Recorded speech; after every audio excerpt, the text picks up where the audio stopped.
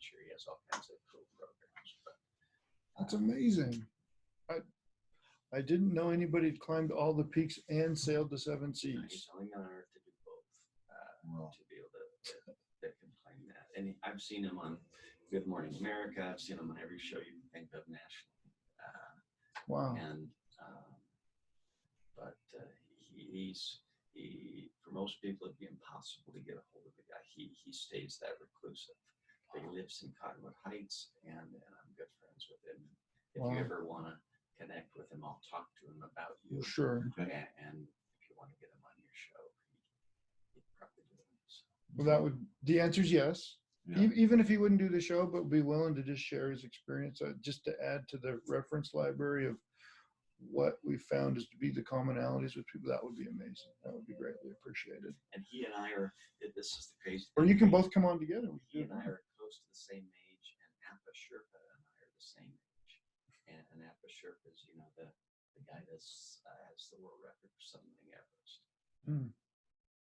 Wow. Yeah, that would be cool. And he lives here in Utah. Does he really? Yeah. Oh my Oh, gosh. So I was at a party with I'd Appa like to meet him. at one of the charity fundraisers that I did in September. So. Awesome. That's always been a thing of mine. I like mountain climbing, and Everest was there, but I, never had that. I climbed Kings Peak. That's where he trains. That's where he literally just trains. Really? He doesn't do Everest anymore. He's 59, but he to me is the world's greatest mountain climber. Sweet. I'm sure. Universal did a cartoon movie about him a few years ago. Really? About his life as a mountain climber from when he was a little boy. Wow. So Universal Studios named a ride after him in Florida. Flew him down there for the grand opening. Wow. And did a movie about him. Very cool. So, and he's the coolest, sweetest man. Why does he live in Utah? What happened is a billionaire doctor here in Utah was a mountain climber, and he guided this doc up to Everest. Okay. Uh-huh. And Appa was telling him, during this summit on Everest, that his family wasn't getting educated in Nepal, that the educational systems just aren't there for anybody there. And this doc says, hey, won't you move to Utah and you can get educated here? Your kids can get educated here in the U.S. and go to school and go to college someday, and I will host you, and you can stay with me until you get on your feet. And he did all those things, and got all of Appa's kids educated, and got a job for Appa, and all this good stuff. So he's lived here since, even though he's gone back every May to go guide new groups of people. And because it costs a minimum of $100,000 to go do Everest. Yeah, I know. And so, but when he's guiding them, all the other people are paying him to guide them, and so it's a free trip for Appa to go home and see Everest. Yeah. But he finally quit summiting a handful of years ago. And his son, I think, still does some of it. But him and his son, if you ever saw all those National Geographic specials when we were growing up, that was Appa and his son that were doing all those National Geographic specials. Well, the crazy things they've got to do to get across that ice field with those ladders going across and all that, it's just and the he's number only of people. not summited once, and that was because one of his best friends died, and he took him back. So I time he had to summit to the best of my knowledge. Wow, that would be an incredible interview.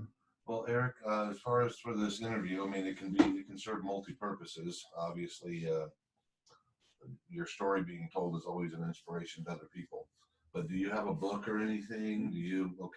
What about for your career? Do you need any promotion type stuff to bring customers to you, or it's kind of, they come to you no matter what. I get that, but I'm just pretty much in the thick of just still doing what I do. Okay. And I get people periodically that ask me to go speak.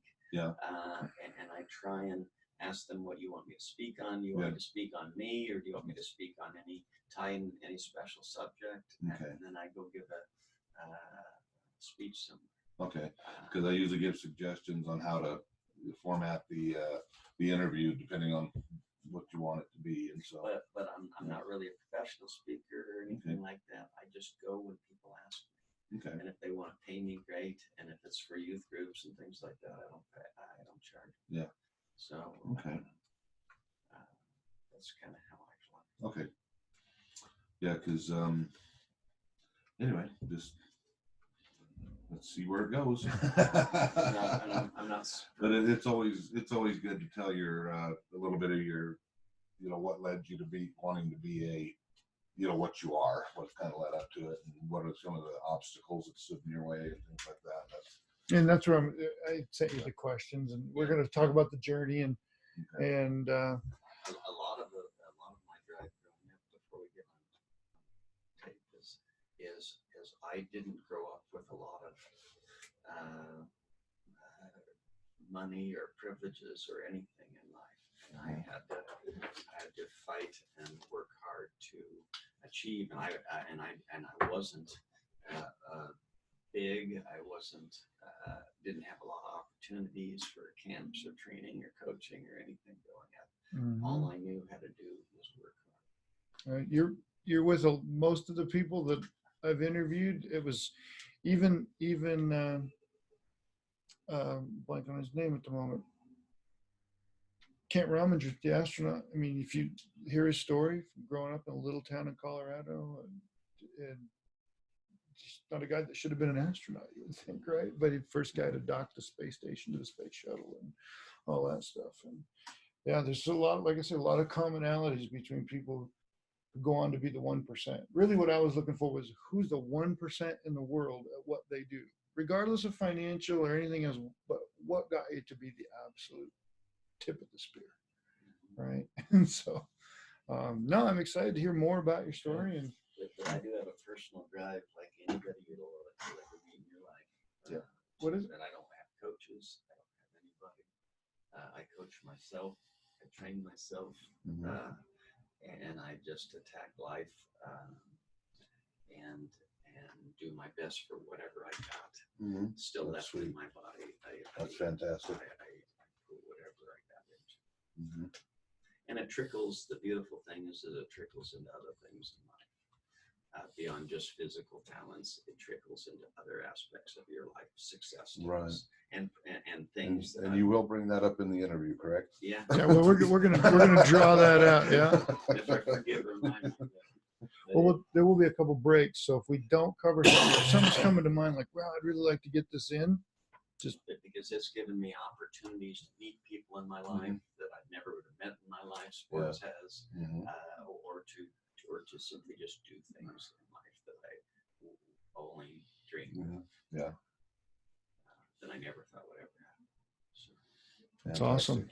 Fantastic. Awesome. Let's do our sound we're gonna check and we're gonna do this, and I want to be respectful of your time too, because you're on lunch break, aren't you? No, I'm off. You're off today. I work Monday through Thursday, and Okay. and I have Friday, Saturday, Sunday. Okay, cool. I was thinking that's part of the reason I was concerned we were out there. Is like, I think he's on lunch break, and I don't want to. No rush. okay, good.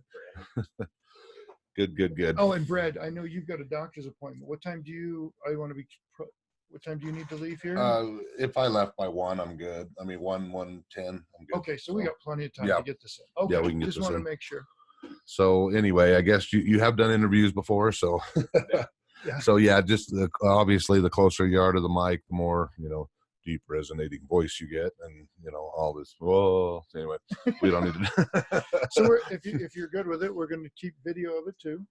And then, I didn't ask you for this, but if you have a picture that you prefer when the podcast goes up, I don't want it to be my face on everybody's podcast. I want it to be your face. So if you've got something on the metal stand or helping somebody or whatever you'd like, just send a couple, like a portrait version and a square version if you've got them. If not, we'll doctor up whatever. But You want me to text them to you? Or do you want me to If give you you could- a disc? Yeah. Or- I think if you could just email them, they'll come Email. up in a good enough quality. If texting and Facebook Messenger sometimes not so good, but Yeah. if you email it, that'd be awesome. I forgot to ask you about that. Yeah.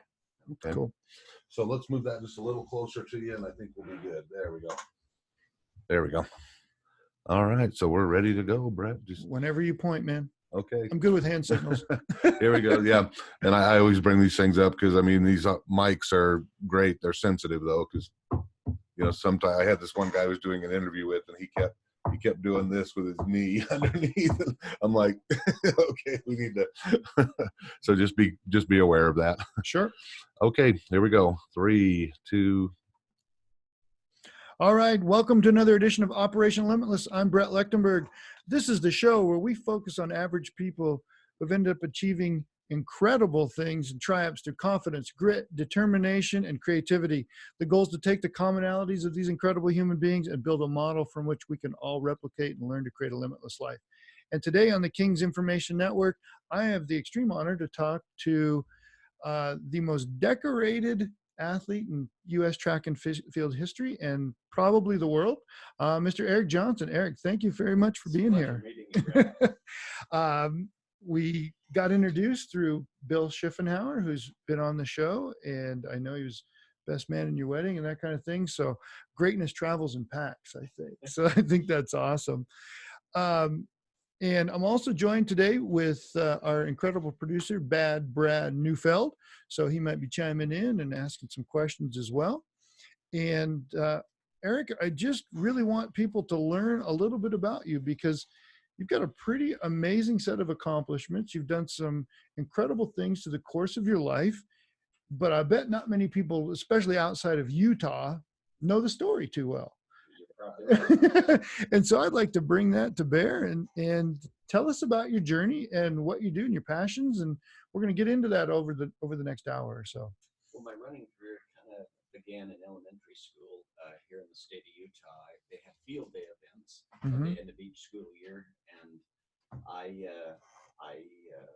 they had a little 50-yard dash race on field day, and so I won my little third grade class championship, and I was pretty proud of myself. And then they had a big runoff against all the other older kids, the champions of each class at the elementary school, and I beat all of the kids in the school except for a sixth grader. And so I thought, I'm a little bit faster than I thought I would. No wonder kids can't catch me when they play tag. Sure. And so that was the day I literally discovered that I had somewhat of a gift in my life, speed, and maybe I could take that a little bit higher than a field day at the elementary school. That's awesome. So from that day, give us the journey. Where did you start applying that skill? Where did you start using that? Well, the very next year I moved to Columbus, Ohio, where they have Ohio State University, and they have actually in the state of Ohio a state elementary school track and field championship a meet. And so I entered that, and I took fourth place. And in my first real track meet, I was pretty, and it kind of gave me a passion to continue running the rest of my life. I thought, well, I have kind of somewhat of a talent. I need to learn how to do this. And so by the time I was in seventh grade, I started getting some coaching with track and field, and from there I started running in state track and field championships each year. And in addition to other sports, I was kind of a multi-sport athlete. I did softball, baseball, swimming, track, basketball, just about everything there was. I tried to apply my speed, but track and field was kind of what I settled into once I got into my high school and college years. And so where did you compete at the high school level, obviously, and what were your main events that you did in track in high school? And did it change as you went? And I now know being a little bit older and competing in masters events, there's probably been some change there. So during my high school years, I mainly did the 100-yard dash back then. Still the 100-yard. I remember those days. The 220 yard dash. I began running also the 400, which was a little bit tougher race, and I did a little bit of long jumping and javelin throwing in my high school years. And I had some success quite early. I was on a state championship track and field team my sophomore year of high school, and then I ran cross country my junior year, and I was on a state championship cross country team my junior year. Mm-hmm. And then my senior year, I kind of came into my own and had a lot of fun running the short sprints and relays. My relay team, 4x100 relay team in high school, broke Utah state record, and that really kind of changed a lot of things for me. That relay team gave me a lot of confidence that that I can achieve whatever I wanted to do. Mm-hmm. The relay team my sophomore year of high school were the state record holders, and I looked up to these older senior athletes at my high school, and that's all I wanted to do was to break their state record by the time I graduated. And it was a driving passion for me and my friends that all kind of went through all these years of high school together, was to break their record, and that's what we did. Nice. And where did you end up going to college? And how did that? Brigham Young University asked me to go to their school, and so I got offers from a number of other colleges around the country, mainly West Coast schools, but I settled in on Brigham Young University. My best friend was going to go there, and he and I decided to go run for BYU. Nice. So you're at BYU, you're running track, obviously. Did you play any other sports when you were there? I did a little bit of football, but my body wasn't cooperating so well. I broke my pinky twice and my thumb. And so by the time I was a junior in college, I just decided to stick with track and field. Sure. I can relate to all those broken fingers too. And as you go through college here, what was your field of study? My bachelor's and master's degree are in recreational therapy. Right. And I want to talk about that more now because later, because that's a big piece of your life now, and you're helping a lot of people with your life experience, which I think is absolutely awesome. Now, what kept you competing, I guess, after college, right? Because you don't amass, well, I'm going to let you tell people, how many track and field medals and trophies have you amassed in your career? And what kept you competing after college? Because for me, after college, I didn't really compete in track anymore. I moved on to martial arts on a more serious basis, still being an athlete, but you stuck with it. Tell us about that.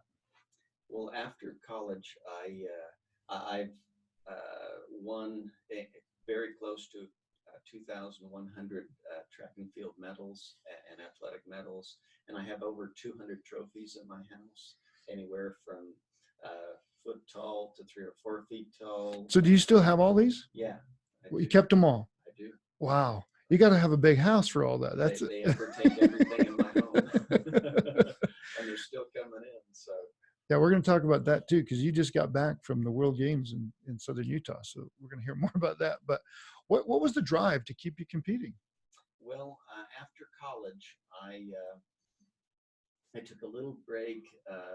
I tried to stay in shape for about the next 17 years after I graduated from BYU.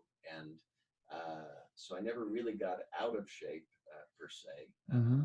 I had a few injuries at the end of my college career that I got healed up. And then after I was done raising my children, when I turned 40, was a changing point in my life. I decided, well, I never really did prove what I could do as an athlete because of some injuries on and off during my college years. Mm-hmm. I actually want to give this a go again and see what kind of an athlete I can be as I turn into my master years. So I don't think I realized this before. So you were out of any kind of competition for 17 years. 17 years, yeah. Wow. Where do you think we'd be if you had continued to compete? You'd have to buy a new house. Probably. So you said your children were raised and you decided to give it a go. But was there a specific spark? Was there like a regret? Was there something that you really just was like, I've got to do this because? Well, I had this burning drive in me that I never did quite prove myself. in my college years. I thought, Mm-hmm. Eric, you can take this to the very highest level in your college years, and because of the sort of injuries that happened on and off, I never got that opportunity. College went by too quick, and I thought, well, I still think I can prove to the world that I was one of the best track and field runners to ever lace up some shoes. Right. And so when I turned 40, it was kind of tough at first. I had trained for an entire year, and I ran a track meet down in Orem, Utah, USA Track and Field sanctioned race, and I just entered one event, and I invited my brothers and sisters and my dad to come watch this big comeback race of mine at the age of 40. Nice. And so I'm running with all these younger guys in this 100-meter race, and they fire off the gun, and there's 9 people in the race, and I take 9th place. and so it was really discouraging and embarrassing to me, because here I was this pretty good runner in my college years, and I trained for a year, and I just took 9th place in front of all my family and friends. And so I thought, okay, these guys that I raced today are people in their 20s, and they've been racing all season, and this is my first race in 17 years. Mm-hmm. And so I thought, I tried not to be too hard on myself, but I think I was. Sure. And so it woke me up that you can't just walk out onto a track after 17 years and go win again. It just doesn't work like that. And so I dug in at that point. I dug in and I started training like I was back in college. Mm-hmm. And I took it a day at a time, and I kept chipping away at it. And 14 months later, I found myself at a track meet over in Nevada, and I was racing one of the best sprinters in my age bracket in America that day, and I was beating him for most of this race. And he beat me at the very end, but I thought, maybe I should just run a shorter race. And so that's what I did. The very next week, I entered a track and field meet in Pocatello, Idaho, Mm-hmm. and I ran the fastest time in the world that year at the shorter distance. Wow. A week later. And that woke me up. I was ranked number 1 in the world, and it was only 14 months later, after I'd just taken last place in that track meet in Orem. And now I'm the fastest runner in the world again, running like I was a college student. And in the race that I was running, I was racing against college guys and beat all these college racers in Idaho in the race that I had Mm-hmm. set the number 1 time in the world in. And Nice. so I thought, okay, Eric, you did it. My father that day was at that meet that I Oh, great. set the lowest mark in the world at that day. And he said to me, Eric, you never have to prove a thing again. You never have to run another race. You have nothing else to prove to the world. You just showed that you are the fastest runner in the world. And I thought, Apparently that didn't stick, though. No. And so Utah, the state of Utah gave me the Utah Athlete of the Year award for that special race that I had. Mm-hmm. And that just lit a fire in me. That just lit a fire in me that, hey, this is just the beginning. This is just the beginning of what you can accomplish, Eric. And if you just have to stay consistent with it and see what you can do. And I think that's amazing, considering starting back here at 40, when most people are determined that they're going to be winding down and they're getting tired, and whatever other plethora of rationalizations we can make. So would you, after winning this world title and getting an Utah award, and you set the world record for the year anyway, what drove you to try so many other events? I mean, you're obviously a good sprinter and you continue to do that, but you now do a lot of events. I mean, you're very multifaceted in your training and in your competition. So what sparked you to try other things like that?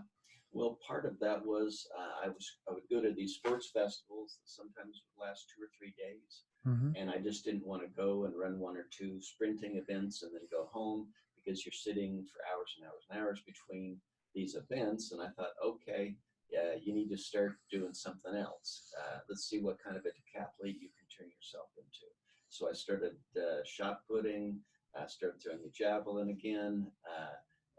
Started literally doing everything I could. I started running hurdles again, which paid off for me because I won the State Games of America national title in the high hurdles and intermediate hurdles 8 years later. Wow. So I proved myself as a hurdler later on in life. But in between all those years, I got better at the jumps. I had two. I also finished second in the U.S. championships in the long jump, second in the triple jump during those years. So I Mhm. had years where I did quite well in field events in addition to the sprints.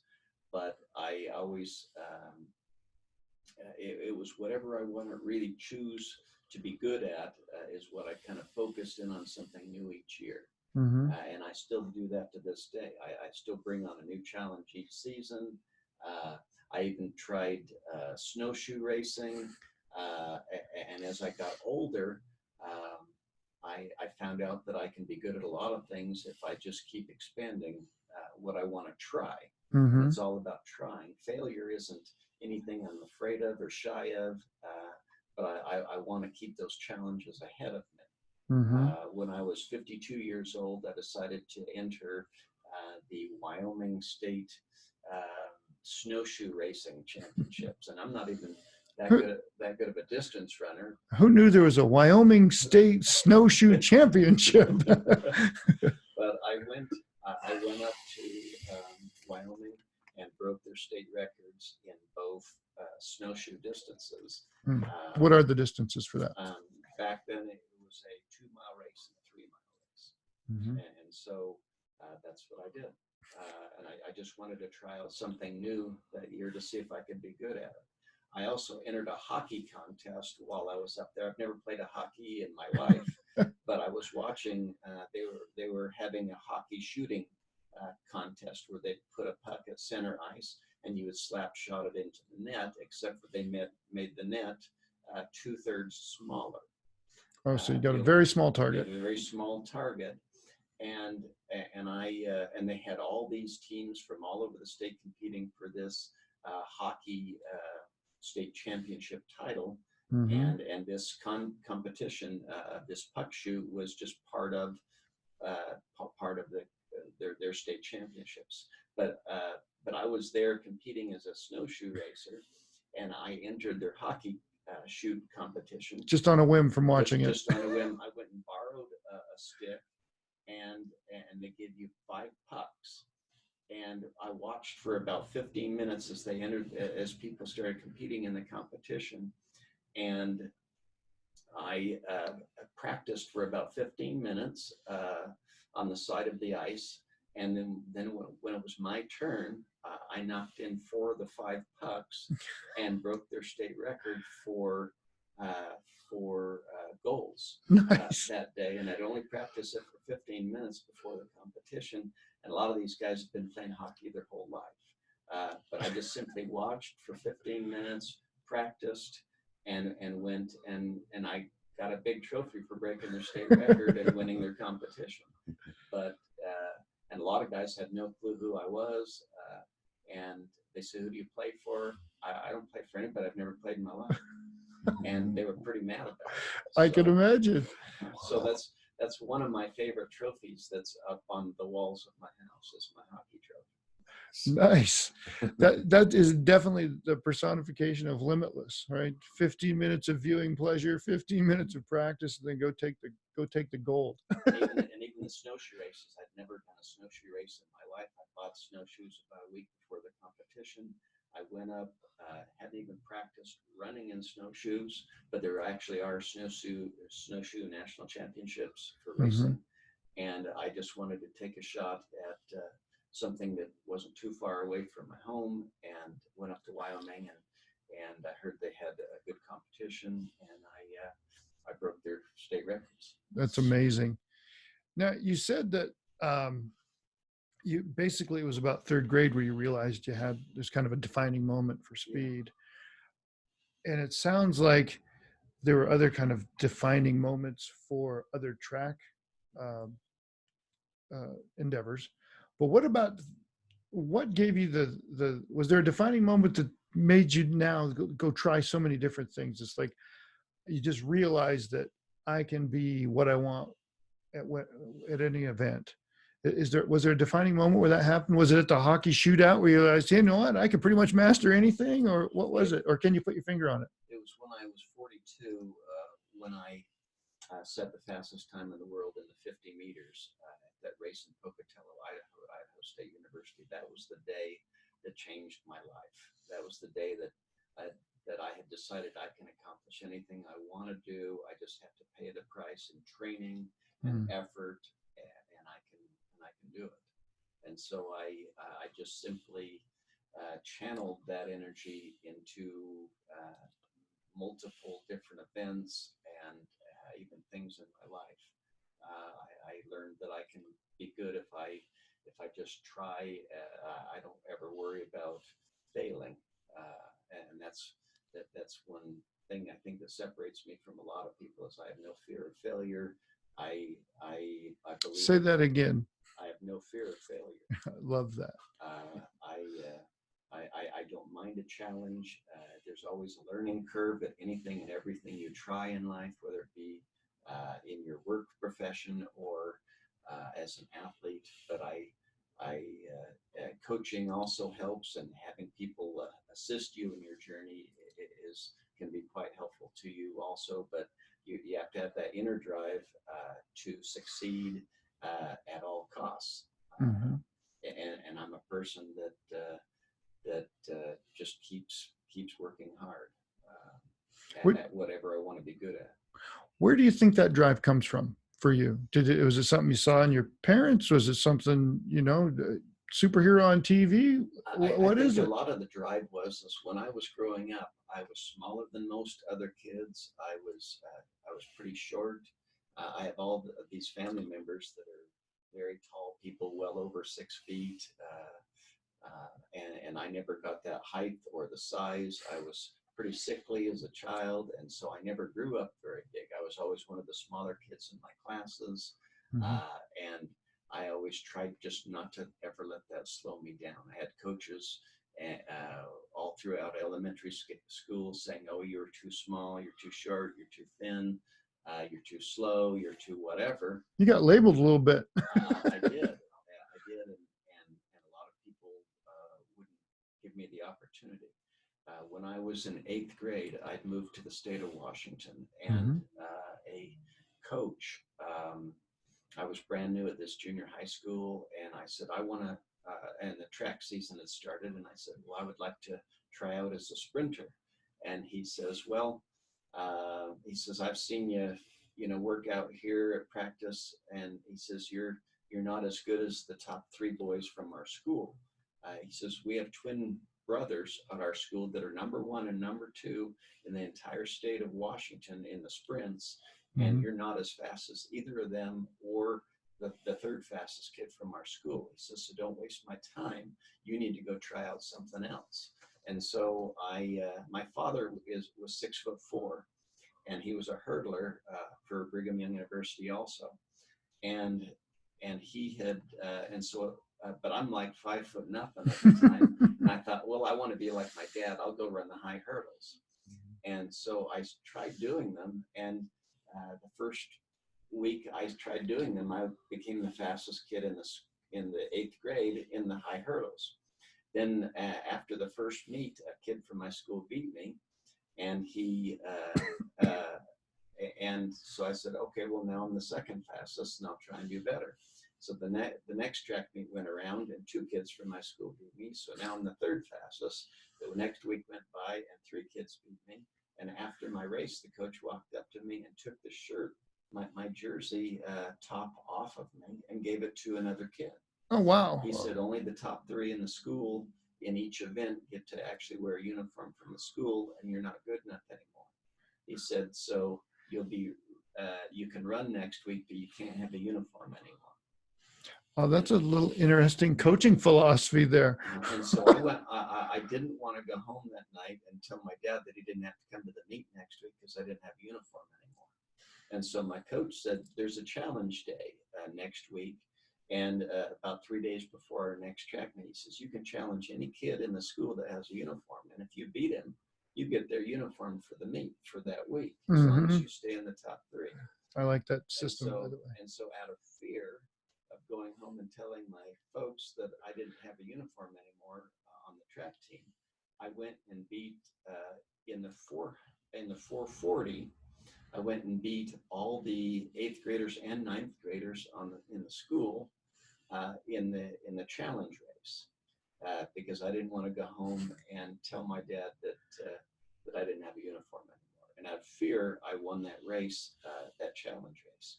So I finished up the season running the 440, but I would throw up after every race. That's a race you can't. If you run it hard, you're right at the brink all the time. You're doing and how to train for that race and pace yourself, at least at that age, you're in trouble. So I finished up the season, but after the season was over, the Junior Olympics in the state of Washington rolled around, and they just happened to be near my house. And so I walked to the track meet, and I entered the 100-yard dash in the 220. And no, I didn't have any coaches or anybody telling me, oh, you have to run this, you have to run that. And the coach was right. Those twin brothers from my school that finished first and second did win the state championship, and they finished first and second. Those twin brothers did. And so he wasn't fibbing to me. And so I entered the Junior Olympics, and there's my coach up in the bleachers watching the meet, and there's those twin brothers, and they're in my heat in the finals of the 100-yard dash. They fire off the gun, and I win the race. Wow. I beat those twin brothers and everybody in the state of Washington that day in the state junior Olympic championships. And the coach came running out of the stands, and he says, Eric, I never knew you were so fast. And I said, Coach, you never gave me the chance. You told me I wasn't even good enough to try out, and you never did let me try out. You just sent me on to go try hurdling and running other things. I said, you never even gave me a chance or a time trial to run against these guys. and I broke the state record of Washington in that race. And he says, gosh, it's going to be great to have you on the team next year. I said, well, Coach, I'm sorry, I'm moving to the state of Utah. And off I went. And you were gone. And I finished in second place later on in that day in the 220. So I proved to the coach that, you got to give people opportunities in this world to at least have a chance. And so I moved to the state of Utah and ran for Farrer Junior High the next season. And Provo High School had a terrific coach, Patrick Shane, who went on to be a Hall of Fame coach in track and field. And he shared with me his knowledge, and I, because I have a very successful high school career. That's awesome. Before we take a break here, you had a lot of people tell you you're not good enough, right? And on several occasions, and yet you still continue to move forward. Excuse me. Excuse me. What gave you the confidence to do that? What is there a defining thing that you can say gave you the confidence to keep trying, keep moving forward? What's the key? What's the key for you? I believe that everybody in this world has a passion for success, and I believe that if you don't try things in this world, you can't experience the world. And so I have this inner passion for success, to not only prove things to other people, but to mainly prove things to myself, that you can accomplish anything with a lot of hard work and determination and just never giving up. Babe Ruth once said that he says it's hard to beat a person that never gives up. And so that's me. Is that I don't care how big they are, how much more talented people they are. I believe in hard work, and through a lot of hard work, you can accomplish a lot.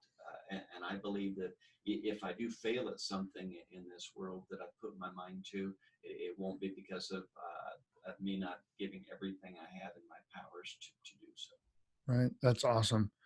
Well, thank you for sharing that. We're going to take a quick break, and then we'll be back with Eric Johnson, track and field pioneer, I will say. And we appreciate you being here. We'll talk to you in a few minutes. Thank you. That's awesome. That's awesome.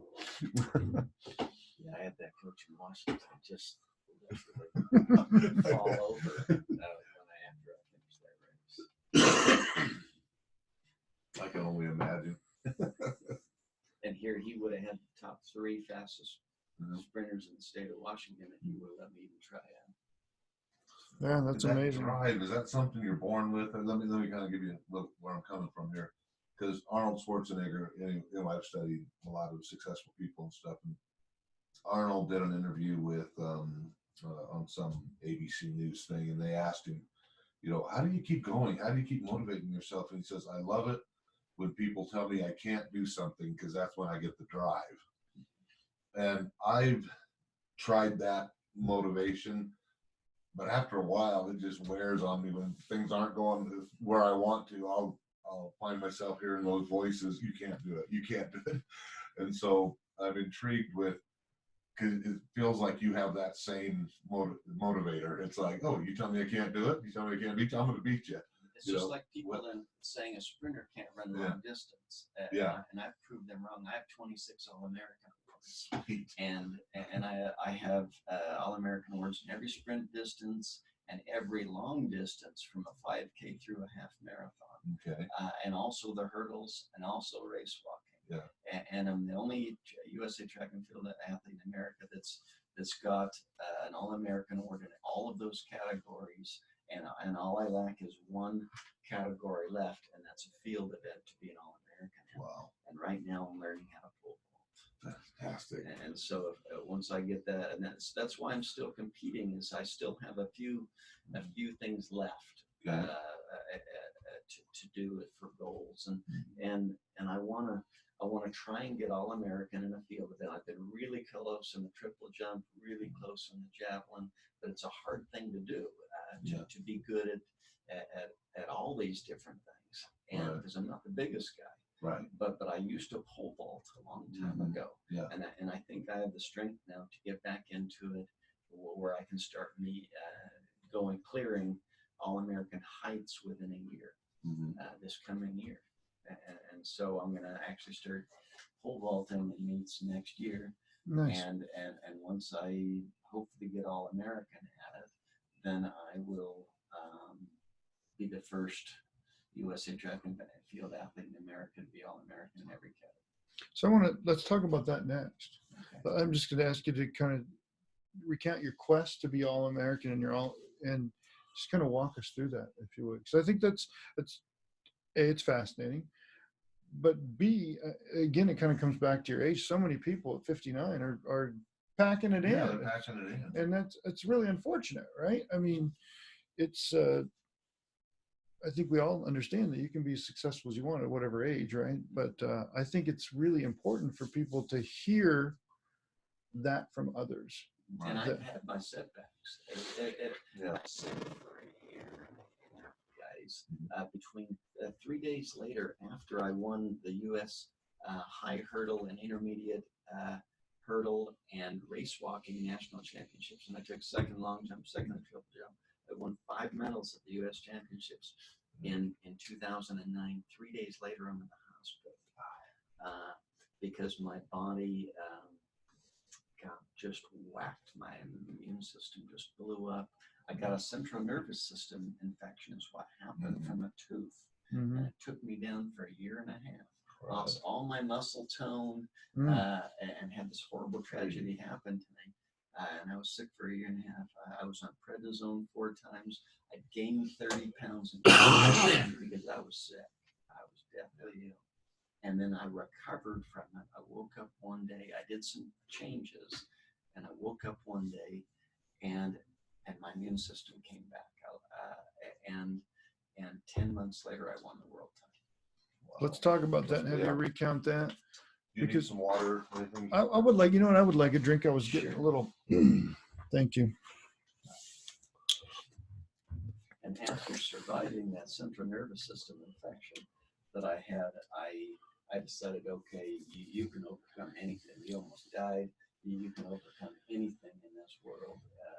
And you can recover, you can survive, you can get through the day, you can take that step forward the next day, and you can get back your life again. You can get back anything. Well, let's put that all on air here. Yeah, I'd love it. Love it, love it, love it. Okay, here we go. 3, 2. And we're back on Operation Limitless with Eric Johnson, track and field pioneer, athlete extraordinaire. And Eric, tell us, we're just going to recount what we were talking about off air here. Tell us about your quest for All-American status, the way that you've gone about this, and your future quest here, because what you're trying to do and accomplish is something not easily done. And your drive to do it, I think, is quite impressive. And share too your overcoming your illness as this kind of came together. So just recount that story off air, your quest for All-American. Be glad to. During my track and field career, I've won 26 All-American awards in between the sprinting events, the high hurdles, race walking, different distances, and I've been All-American in every long distance from a 5K through a half marathon. And so I've had this quest during my career that of being the first USA track and field athlete in America to win All-American in every category. Mm-hmm. And so all that I have left is a field event. And so I'm currently working on being a pole vaulter. And I'm hoping this coming season I'll be reaching All-American heights as a pole vaulter and be able to be the first USA track and field athlete in America to be All-American in every category. How many categories are there total? Well, there is sprinting, there is hurdling, there is race walking, there's long distance running, and field events. Okay. 5 major categories. Okay. And it's hard to get a All-American in one category, let alone all of them. Yes, absolutely. And you were recounting to us during your quest for a lot of the things you did. You've had a pretty serious illness, pretty serious setback. Yes, that would have derailed anybody permanently. In 2009, after the State Games of America National Championships, I just won the high hurdle title, the intermediate hurdle title, the 1500 meter race walk title, and I'd taken second in the long jump and second in the triple jump over a 2-day track meet at the national championships. And 3 days later, I got a fever and ended up in the hospital, and I had no clue what was wrong with me, and neither did they. Mm-hmm. They thought that it could have been just my immune system having a tough time because of the race that I had just done, and I was out in the heat for a couple of days. But what had really happened is that I had a central nervous system infection from a tooth that I didn't know was infected. And when my dentist x-rayed it, he saw no infection, no problem, because when they did a regular bite wing x-ray, it didn't show. And here I stay sick. I didn't get better. I was sick for a year and a half, and my my dentist about 6 months later did a panorama x-ray of my mouth, and he realized that it was a very back far-reaching tooth that I had that was infected, and that's what was causing my central nervous system infection. And they put me on all kinds of medications. It changed my body chemically. I had kidney stones 4 times during that year and a half. I had to be, my body would have to be jump-started back and forth with prednisone. I'd gained 30 pounds. I couldn't train. I could barely even walk around my house. And it took me down for about a year and a half. Wow. And I was deathly ill. I was on the brinks of having, not wanting, but having to quit my job with the state of Utah as a recreational therapist because I was too weak to go to work. I had a terrific bunch of bosses that hung in there with me with the Department of Corrections. They knew I was ill. They knew that I was having a lot of trouble even functioning at work. Mm-hmm. When I was able to go to work, I'd exhausted my sick leave, and I was just trying to hold it all together to keep my life going. And finally, I had realized that I had made some mistakes in my training during my athletic career. One is when you do a lot of training, your hydration goes up and it goes down. Mm-hmm. And I realized that I wasn't drinking enough water each day, and I was also training too much in the heat. And so I quit training outside as much, or I would train in the cooler parts of the day. And so hydration was a major issue. The other issue was I wasn't sleeping enough. I wasn't getting enough rest each day. And that was causing me to weaken my immune system. Mm-hmm. Um, So a number of factors kind of built up on you to go along with this tooth. I got you. So, and then the doctors had put me on a lot of different medications to try and help me get better.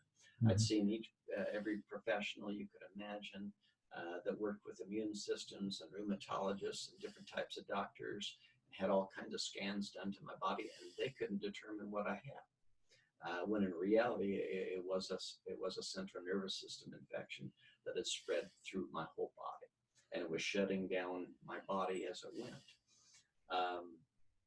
And the last thing is I realized that all these medications that I was on weren't helping me. They were actually not making me feel well. My doctor had put me on a medication, and because I was still in so much pain, he doubled my medication. The very next day, I wrecked my car. I blacked out while I was driving and wrecked it into a rock wall. Wow. And that was a defining moment for me that, hey, I got to get better. I got to fix this. And when you're sick for a year and a half, you do a lot of soul searching. I can only imagine. And you do a lot of reading about what you think you might have. But what I did know is that my immune system was gone and nothing was working in my body. And I was in so much pain I could hardly function. And so the last defining thing that happened in my life, a realization of what I needed to do to get better, was that I had found out that so many people had the same common thing wrong with them when they had their immune systems crash on them. And that was that they had vitamin deficiencies, that they had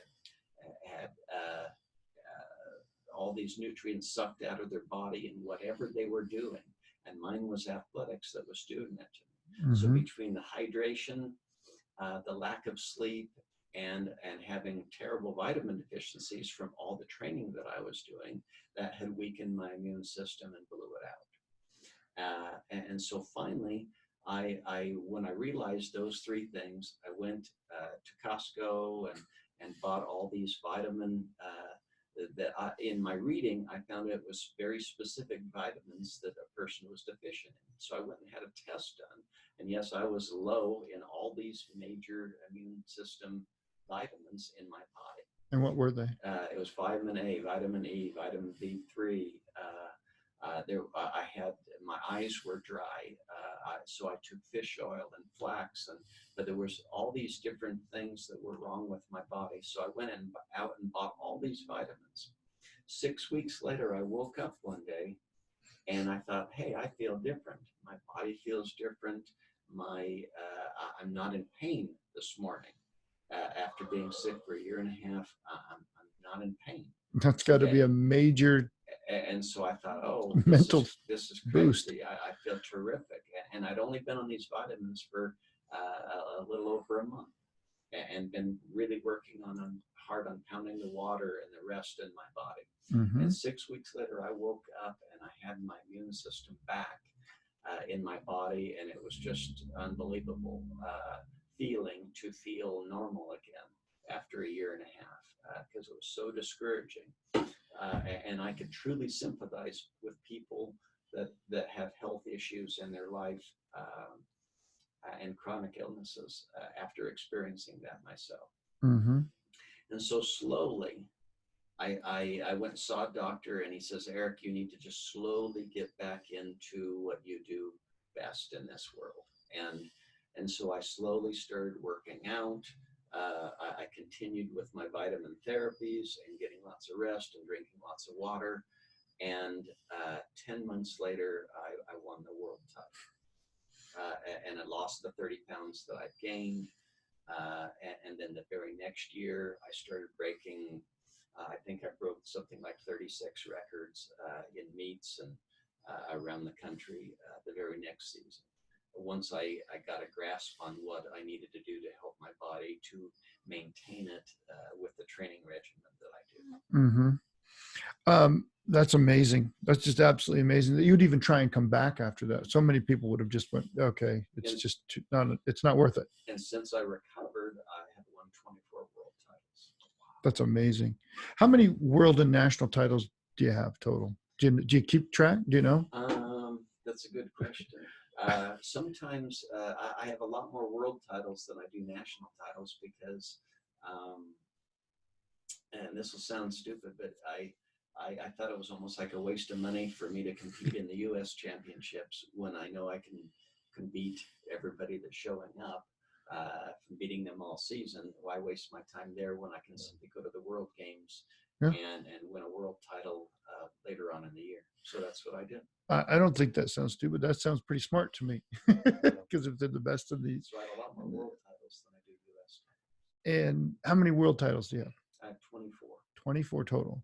And you just won some of those this last week, correct? Or during this week? Yeah. That we're recording week, this. I won number 22, 23, and 24. So in race walking. I competed in the 1,500 meter race walk, 3,000 meter race walk, and 5,000 meter race walk at the Huntsman World Senior Games just a few days ago, and had won the overall titles, not just age group titles, but won the overall title, beating everybody in the world over the age of 50. That's amazing. We're going to take a break here in a couple minutes. I just have a couple little questions for you. I asked this of everybody.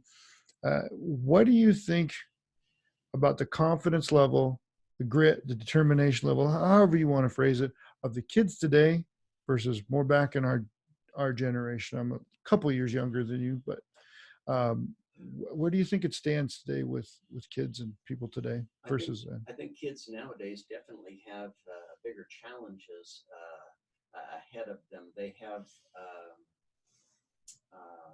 they have more opportunities in some ways and more challenges in other ways. They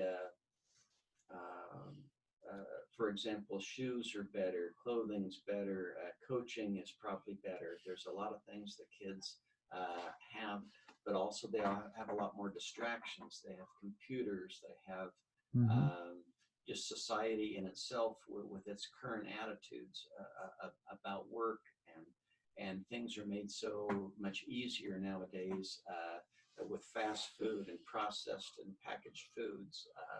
But then on the flip side of that, the vitamins are better now, the coaching's better, the athletic facilities are better. When I was growing up, you wouldn't even find gyms around unless you went to a high school or you had a whole lot of money to go to a health club. They just weren't around. But the opportunities are for kids nowadays. They just have some big challenges, even society and the costs of everything now. There's camps for everything now. There wasn't those types of things, and only rich kids could go to camps when I was growing up. And now there's a lot more opportunities, at least for everybody, rich or poor, if you want to go. But kids nowadays, they have a lot of challenges ahead of them, and I see with the drugs and alcohol and just a lot of things that are put in front of them so easily now. Or even steroids and a lot of supplements that people can overdo. You really still have to have a very level head in what you're doing, and a grasp and some guidance as to how to approach things. Nice. Well, we're going to take a quick break. We're going to come back, and I want to spend a little time in our last segment talking about your current career, because you do a lot to help people with your therapy programs that you're working in and developing, I'm sure, and how kind of your athletic career and personal life, things you've overcome, how you're putting that into those therapy programs, how it's working, and tell everybody how they can benefit from your knowledge. Okay. All right, we'll be right back with Eric Johnson. Okay, we can just jump right back in, or how you want to do it. I needed a drink of water in my throat. Yeah, get her done, man. Well, Eric, you sound like a pro at this. When I was sick for a year and a half, I recovered from that. I had to get operations on my hand. Really?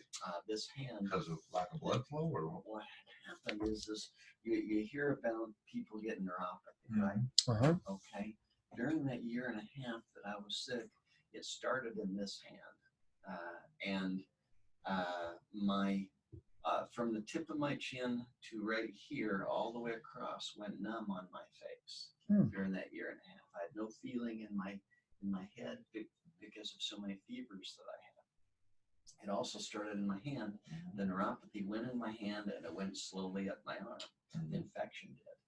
And then it crossed all the way down and covered all the way to my feet on this side of the body. Then it pushed over to this side of my body, and I had neuropathy and an infection that covered, and it went all the way down to my knee when it stopped. It took a year and a half, and my doctor said, Eric says, once it goes down to this foot, then it will attack your internal organs, this infection you have that we can't stop. We don't know what's wrong with you. You may have some strange form of MS. We don't know what's attacked your body when it was really that infection from my tooth is what caused that infection on everything.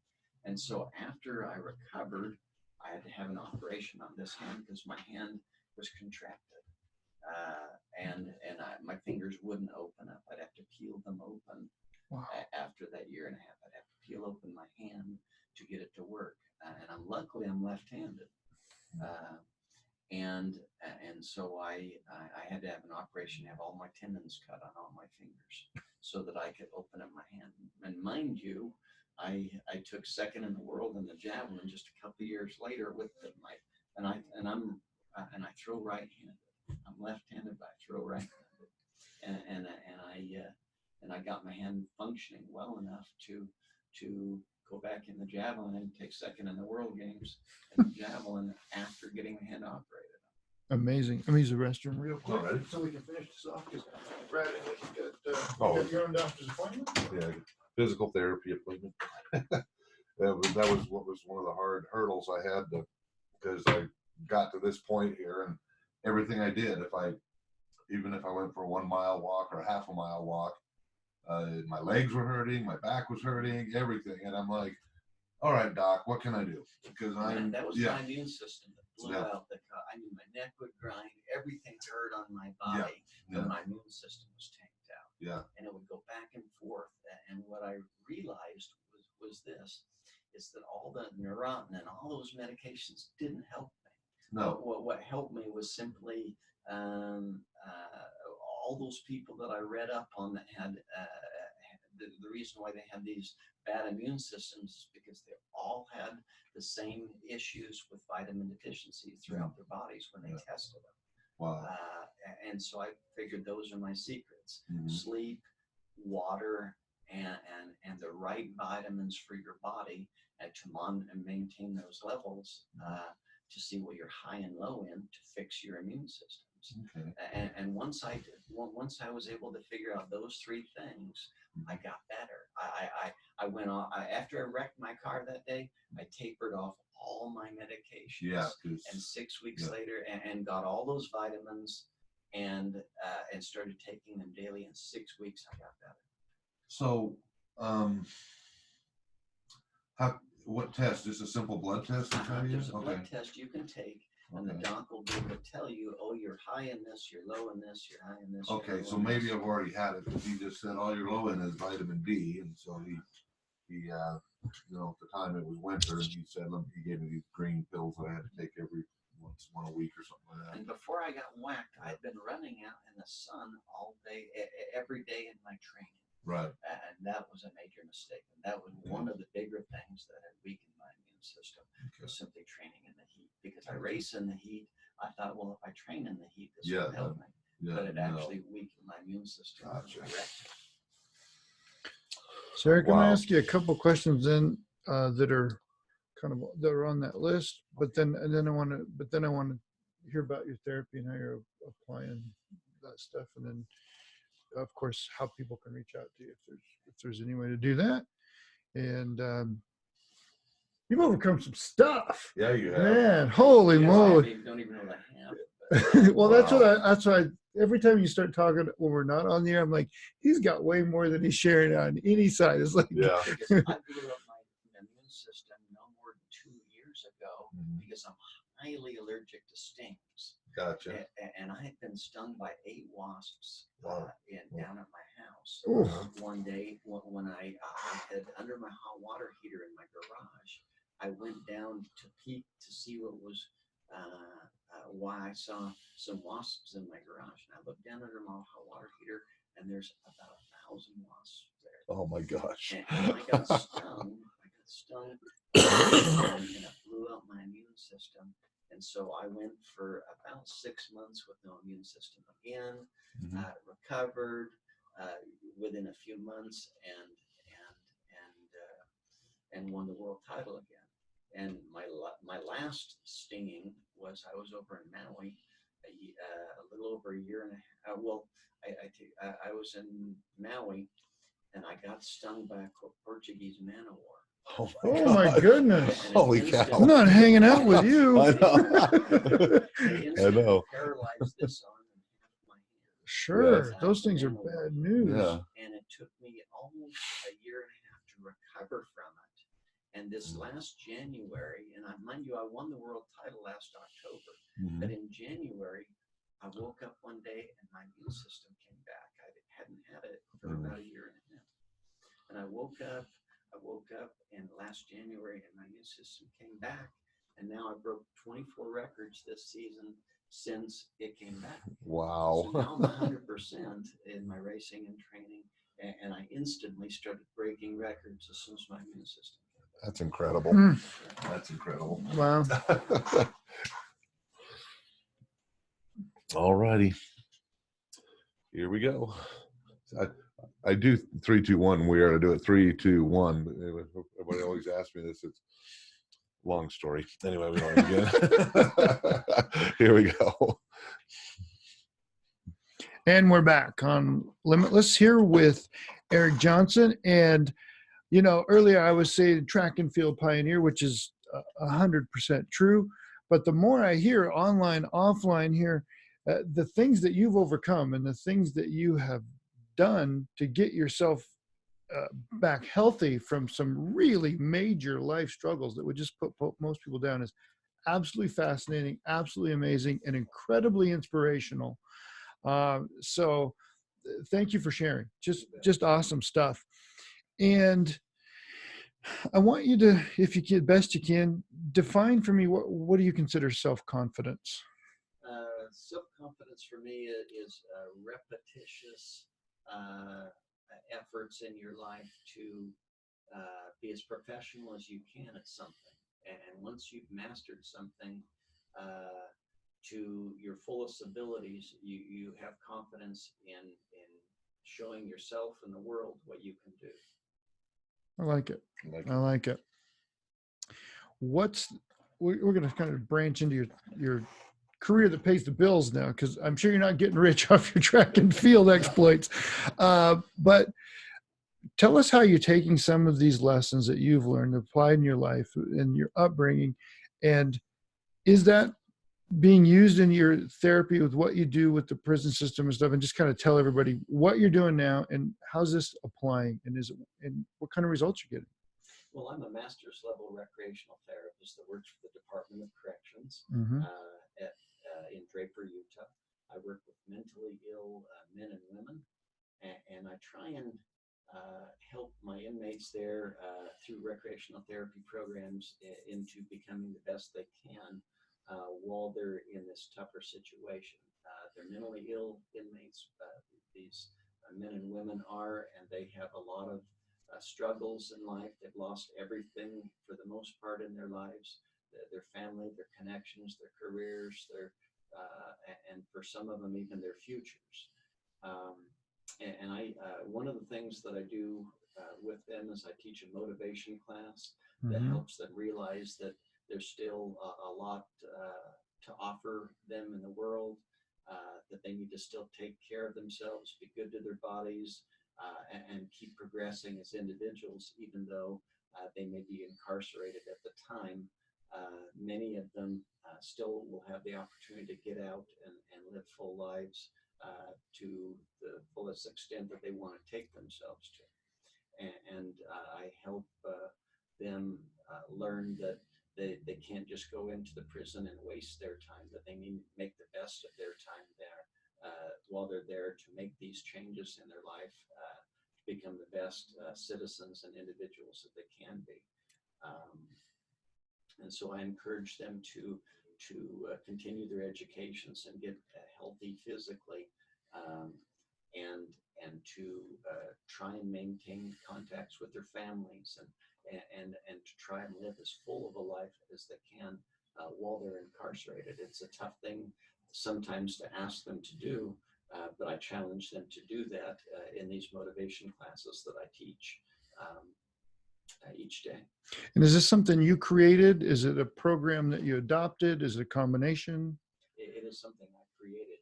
When I first started working for the Department of Corrections, I saw a need for it in that I saw too many inmates that were sitting in their cells every day, day after day, month after month, not contributing anything to their lives, not even interacting with other people.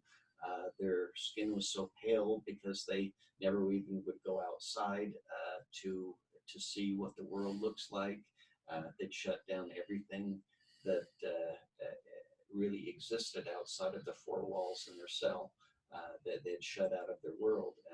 And so I encouraged them to get out of their cells, to go to the libraries, to get books, to listen to the radio, to watch TV, to interact with other inmates, and to challenge themselves. Many of them, when they go are incarcerated in a prison, don't have their education. So I've encouraged them to get out and get their GEDs, to get their diplomas, to learn some skills while they're there, to do as much reading as they can, to keep their mind moving and their mind growing, Mm-hmm.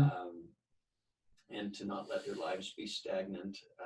We've all made mistakes in our lives, and it doesn't mean that we can't do better in our lives.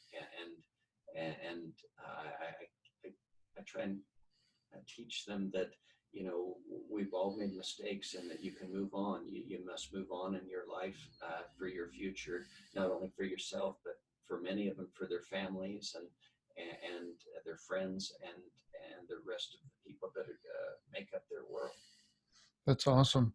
I'm sure you're having an incredible impact. How many people do you see over the course of a year? Do you keep numbers? I work with 154 male inmates and a little over 30 female inmates when I go to work each day. Wow. So for somebody who's maybe not in that dire of situation, but needs a boost of self-confidence, a little motivation, some inspiration, what would be your message? I first of all try and just be an example. I don't like telling everybody what to do or to be, but just try and be an example to my male and female inmates, in that to show them that they can still be achieving things as you get older in your life. Just because you become older doesn't mean that things are done in your life. It could be just the beginning. If you make it the beginning, it can be the beginning of a whole new life for you. And I've seen miracles happen with inmates when they've got out, where they've really had some terrific success stories for people that chose to do things with their life once they got out of prison, instead of just saying, "Woe's me, my life is over.